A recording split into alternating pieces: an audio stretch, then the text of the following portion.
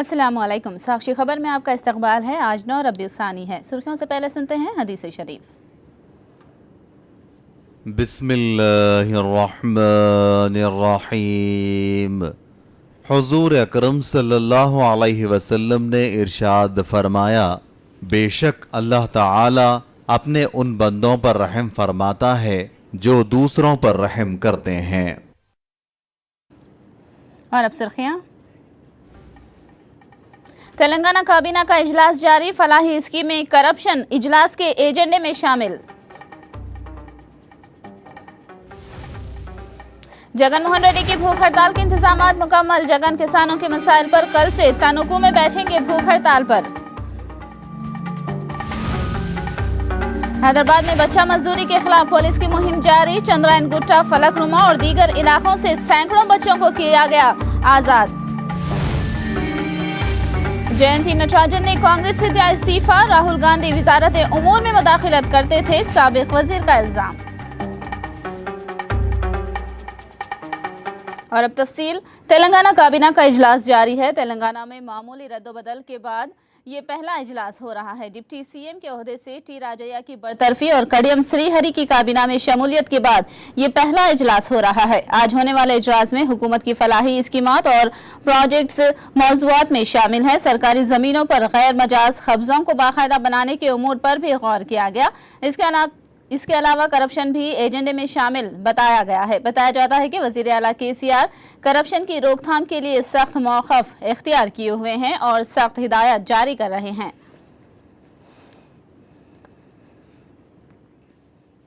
साबिक मरकजी वजीर जयंती नटराजन ने राहुल गांधी को तनकीद का निशाना बनाते हुए कांग्रेस से इस्तीफा दे दिया है। नटराजन ने कांग्रेस के नायब सदर राहुल गांधी पर उनकी वजारत के दौर में उनके कामों में मुदाखिलत करने का इल्जाम लगाया है। नटराजन यूपीए हुकूमत में माहौलियात की वजीर थी।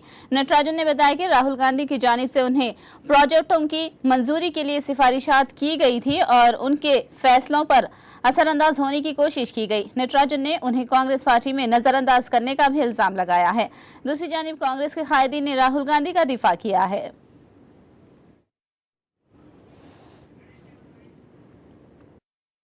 I received several instructions from the office of Vice President Shri Rahul Gandhi, forwarding requests, forwarding representations from NGOs who complained about environmental deterioration due to some large projects. And I was asked by his office and by him to make sure that environment is protected at all costs and to ensure that these large projects don't cause tremendous havoc to the environment. And according to these instructions, which I perceive to be directions and the party line, and I myself believe that the environment should be protected at all costs, I did my duty, I did due diligence, I had these projects investigated, and some of them I stopped, and they were great investment projects. Many of my colleagues in the cabinet protested strongly. There were very heated discussions in cabinet. Natarajan के बयान पर मरकजी वजीर माहौलियात प्रकाश जावड़ेकर ने अपना रद्द-ए-अमल दिया है। जावड़ेकर ने इसे संजीदा मसला करार देते हुए तमाम फाइल्स का जायजा लेने का ऐलान किया है। जो एक खुलासा आज लोगों के सामने तथ्य लाया है और सोनिया जी को लिखा पत्र दिया है, वो बेहद गंभीर है, जिसमें सरकार के बाहर से सरकार के कामकाज में कैसे दखल ली जाती थी उसकी कहानी बयां किया है उन्होंने। और इसलिए अब मैं चूंकि पर्यावरण मंत्री हूं, पर्यावरण वन एवं जलवायु परिवर्तन का, तो इसके लिए मेरा कर्तव्य बनता है कि जिन मसलों का, जिन फाइलों का, जिन प्रकरणों का उन्होंने उसमें उल्लेख किया है, उसके बारे में मैं उन फाइलों को फिर से देखूं। गांधी जी की 67वीं यौम वफात पर कौम ने उन्हें खिराज अकीदत पेश किया। सदर जमहूरिया प्रणब मुखर्जी ने राजघाट पहुंचकर गांधी जी की समाधि पर फूल मालाएं चढ़ाए और उन्हें खिराज अकीदत पेश किया। वजीर आजम नरेंद्र मोदी ने भी खिराज पेश किया। मोदी ने अपने ट्विटर पैगाम में गांधी जी की खिदमत को खिराज पेश किया। वासर कांग्रेस के सदर वाई जगनमोहन रेड्डी ने गांधी जी की तस्वीर पर फूल चढ़ाकर उन्हें खिराज पेश किया। लोटस पॉन्ड पार्टी ऑफिस पर गांधी जी की 67वीं बरसी की मुनासिबत से उन्हें याद किया गया। वाई जगन ने गांधी जी के अदम तशद्दुद के नजरिए पर अमल करने का मशवरा दिया।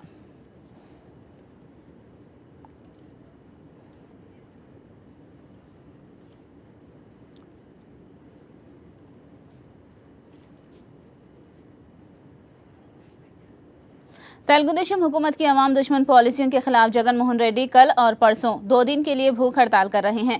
मगरबी गोदावरी के तनुकू में जगन किसानों की मसाइल पर भूख हड़ताल कर रहे हैं। भूख हड़ताल की तैयारियां मुकम्मल कर ली गई हैं। पार्टी के जनरल सेक्रेटरी विजय साई रेड्डी ने मुकामी कायदीन के साथ भूख हड़ताल के इंतजाम का जायजा लिया। इस भूख हड़ताल में आंध्र प्रदेश के 13 अजला से अवाम की भारी तादाद शिरकत कर रही है।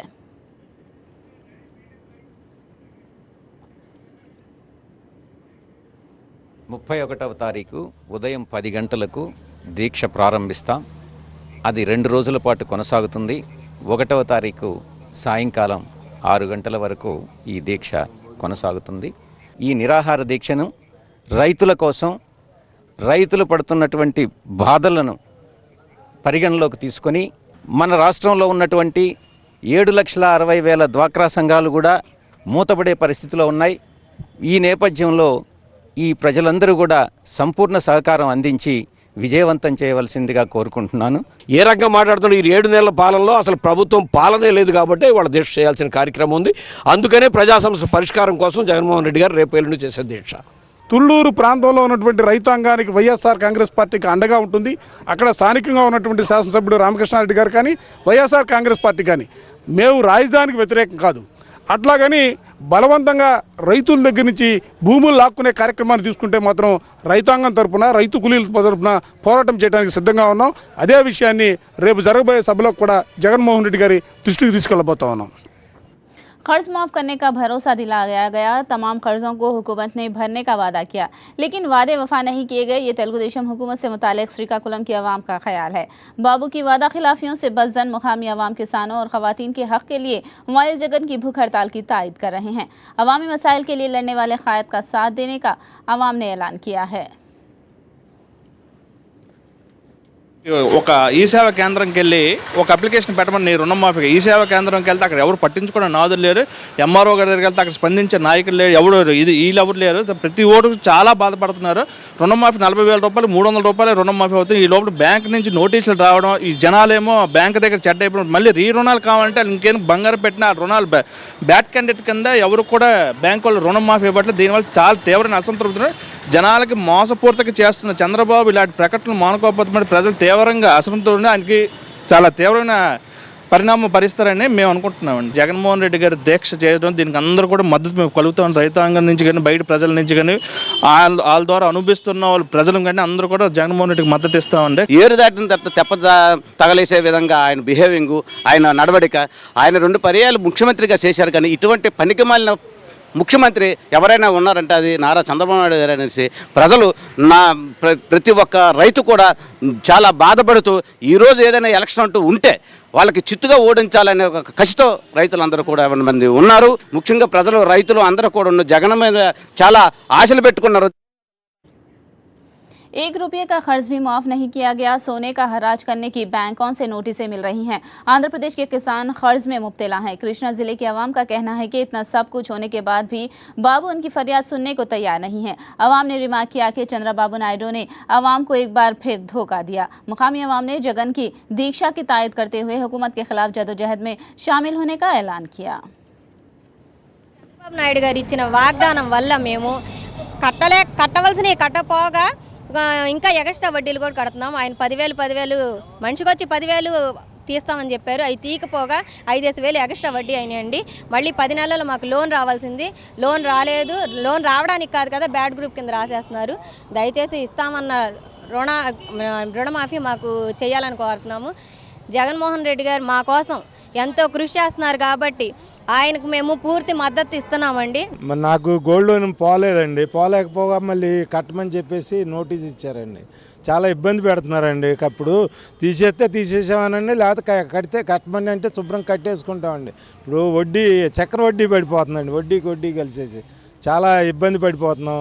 మా తరపుగా అందుకనే జగన్మోహన్ రెడ్డి గారు దీక్షలో చేయమని చెప్పేసి మేము ఇదవుతున్నాం. మేము కూడా పాల్గొని ఇది చేపిస్తున్నామండి. మా ఫుల్ సపోర్ట్ ఉంటుందండి. మేము వెళ్తున్నామండి దీక్షకు కూడా.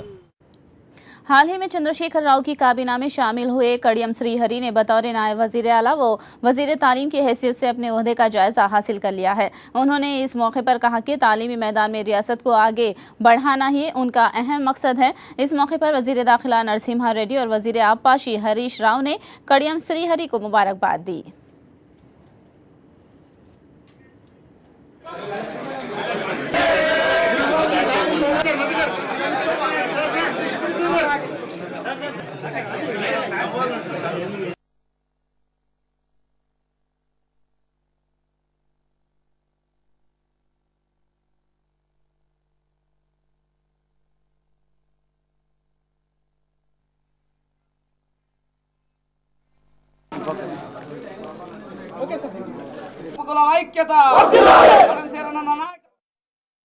తెలంగాణలో ఉన్న పరిస్థితులలో ఆ యొక్క కేజీ టు పీజీని ఏ రకంగా అమలు చేయొచ్చో అందరితో కలిసి ఒక ఆలోచన చేసి ఒక నిర్ణయానికి వచ్చి దాన్ని మేము చిత్తశుద్ధితో అమలు చేసే ప్రయత్నం చేస్తాం.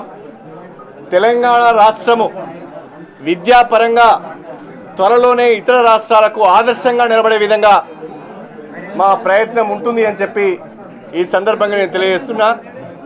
ముఖ్యమంత్రి గారు గడిచిన 7 మాసాలుగా ఈ విద్యాశాఖకు సంబంధించిన అనేక ప్రకటనలు ఇచ్చి ఉన్నారు, హామీలు చేసి ఉన్నారు. వాటన్నిటిని కూడా ప్రాధాన్యత క్రమంలో వాటన్నిటిని కూడా అమలు చేసే ప్రయత్నం చేస్తాం. हज 2015 के लिए हज हाउस नामपल्ली में तेलंगाना स्टेट हज कमेटी में रियासत तेलंगाना और आंध्र प्रदेश के आज़मीन हज की जानिब से दरख्वास्त फॉर्म दाखिल करने का सिलसिला जारी है। Special officer Telangana Haj committee professor S A Shakoor ने आज तक के दाखिल करदा दरख्वास्त फॉर्म की तादाद के साथ साथ आज़मीन हज की जानिब से फॉर्म दाखिल करने की तफसीलात से भी वाकिफ कराया। हज फॉर्म दाखिल करने की आखिरी तारीख 22 फरवरी है।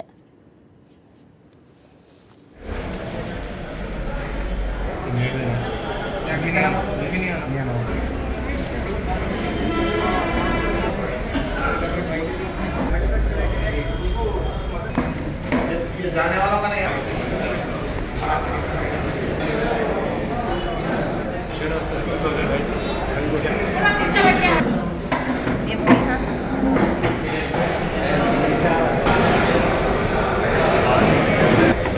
पासपोर्ट ज़ेरॉक्स नहीं है।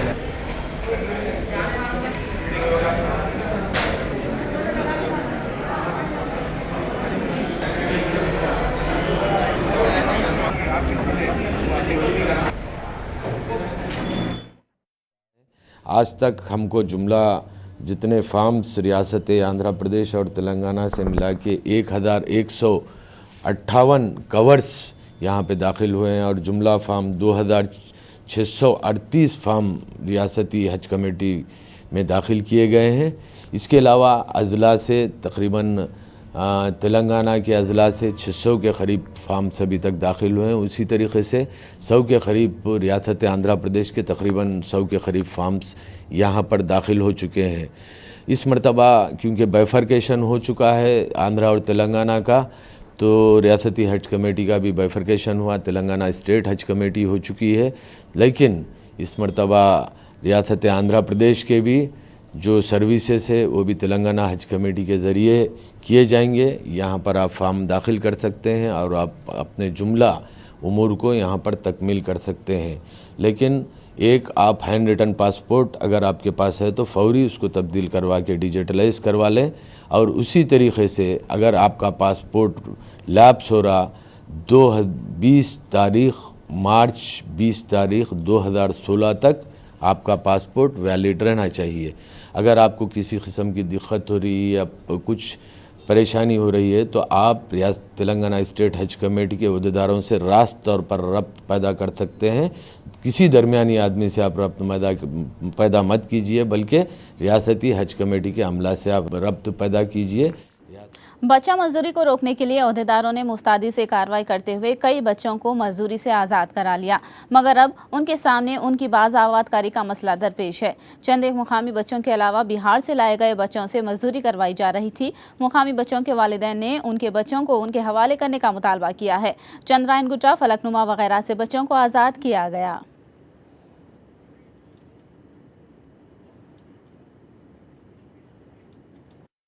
कुछ भी डिमांड न करो, गरीबों की मदद करो। गरीबों की तो कोई मदद नहीं करता, सबको घर खटखटाओ, कोई मदद करने को तैयार नहीं रहता। जब गरीबों के बच्चे निकलेंगे कामों पे, किसी के घरों में चिल्लाने से लग रहा, गरीबी की वजह से कोई दे रहा कानून, कोई गवर्नमेंट दे रही, कोई नहीं दे रही।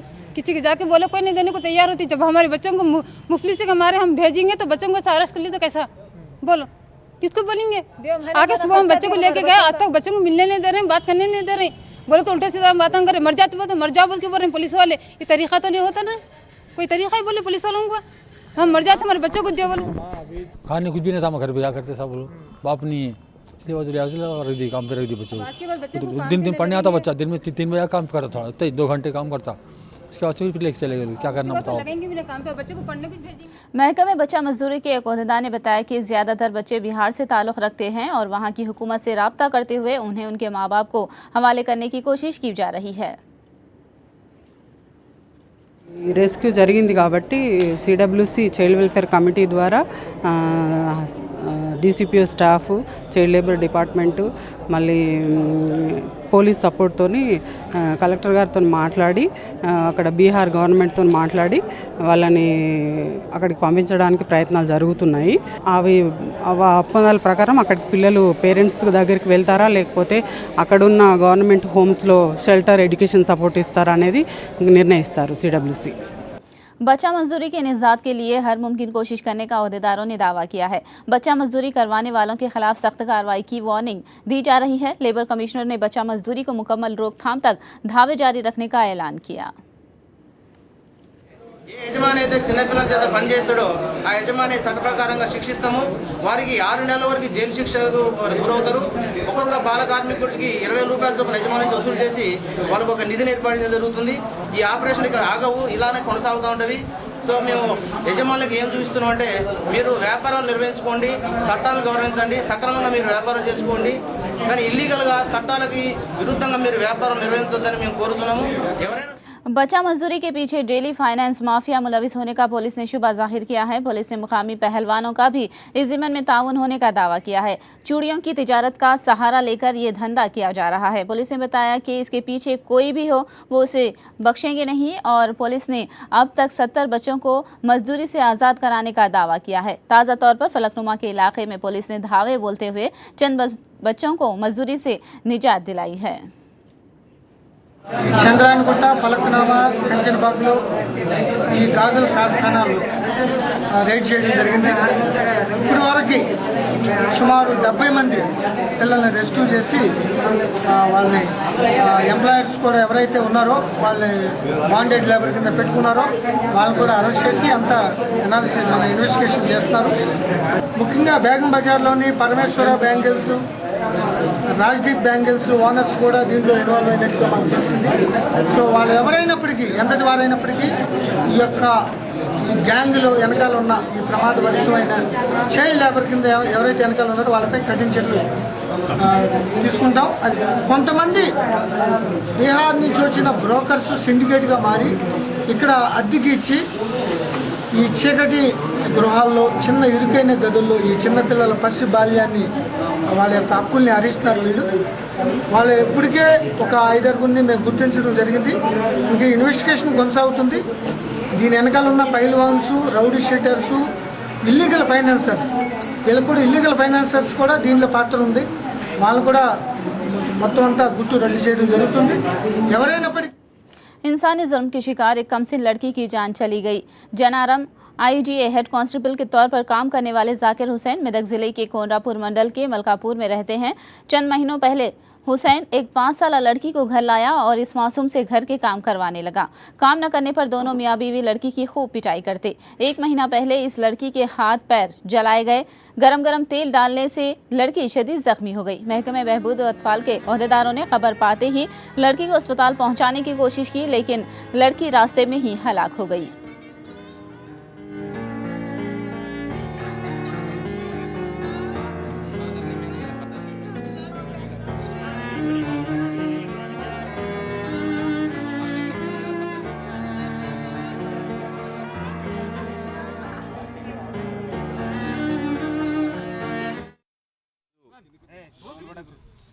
ఉదయము ఈ ఐసిడిఎస్ సంబంధించిన AD assistant director ICDS MS చంద్రకి ఒక మెసేజ్ వచ్చింది. ఏంటంటే మల్కాపూర్లో ఒక ఇంట్లో ఒక 5 years గర్ల్ని బాగా టార్చర్ చేస్తున్నారని ఒక మెసేజ్ వస్తే ఆయన పోయి ఈరోజు మధ్యాహ్నం వెళ్ళి ఆ అమ్మాయిని షహిస్తా సభా అనే 5 years గర్ల్ని రెస్క్యూ చేసి హాస్పిటల్ తీసుకొచ్చి జాయిన్ చేసిండు. సో హాస్పిటల్లో మరి ఆమె మధ్యాహ్నము చనిపోయింది. ఆమె ఒంటి మీద అన్ని కాలిన గాయాలు ఉన్నాయి. అయితే ఆ ఇల్లుని వెరిఫై చేస్తే అతను హెడ్ కానిస్టేబుల్ జాకీర్ అని తెలిసింది. జాకీర్ అహ్మద్ ఐడియా బుల్లారంలో హెడ్ కానిస్టేబుల్ అని తెలిసింది మల్కాపూర్లో. ఆమెకు అన్ని ఒంటి మీద కాలిన గాయాలతోటి చనిపోయింది. हैदराबाद को सुबह केवल इन सातों ने कोहर की चादर में लपेट लिया है। ठंडी हवाओं की रवानी एक खूबसूरत एहसास पैदा कर रही है, लेकिन मोटर सवारों के लिए रास्ता साफ नहीं है। कोहर के गहरे धुएं से गाड़ी चलाने वालों को मुश्किलात का सामना करना पड़ रहा है। एक तरफ कोहर और दूसरी जानिब सर्दी ने शहरियों को परेशान ही कर रखा है। सुबह 10 बजे तक मोटर सवारों को गाड़ियों की लाइट जलाए रखनी पड़ रही है।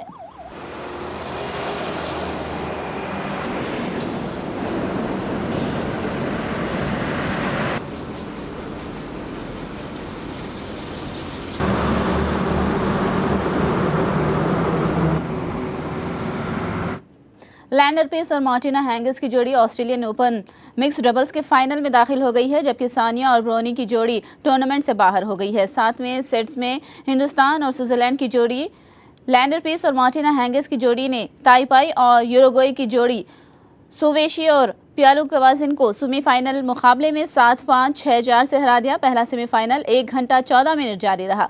उधर दूसरे सेमीफाइनल में सानिया और स्वेरिस की जोड़ी को क्रिस्टियाना मलाडोजिच और डैनियल नेस्टर ने 3-6, 6-2 और 10-8 से हरा दिया। अगर सानिया की जोड़ी जीत जाती तो हिंदुस्तान में मिक्स डबल्स का खिताबी मुकाबला होता था।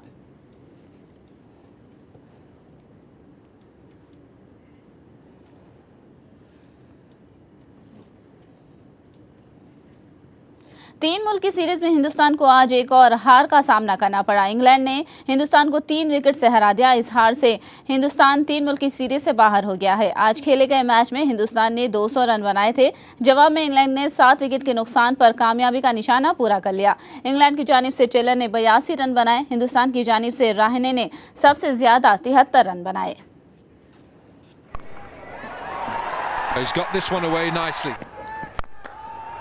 This time punch through the covers.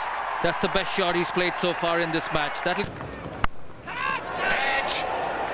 Yes, it carried well, but Shikhar Dhawan has batted well. Hit it 3-point. Using the pace of the bowler once more, but more is sort of in an orthodox fashion. Oh, nice shot. Just the way it went off the bat. There's the confidence from Josh Buttler. He said,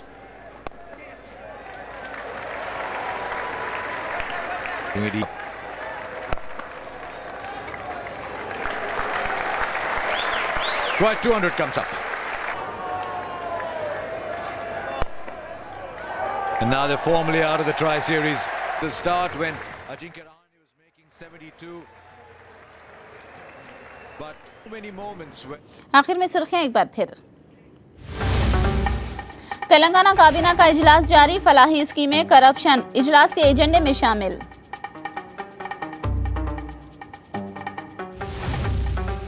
Jaganmohan Reddy की भूख हड़ताल के इंतजामात मुकम्मल। जगन किसानों के मसाइल पर कल से तनुकू में बैठेंगे भूख हड़ताल पर।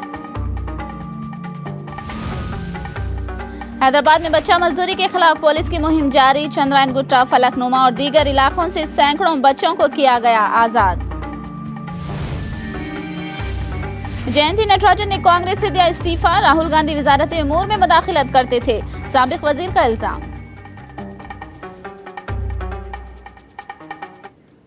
साक्षी खबर में फिलहाल इतना ही। साक्षी टीवी पर खबरों का सिलसिला जारी रहेगा।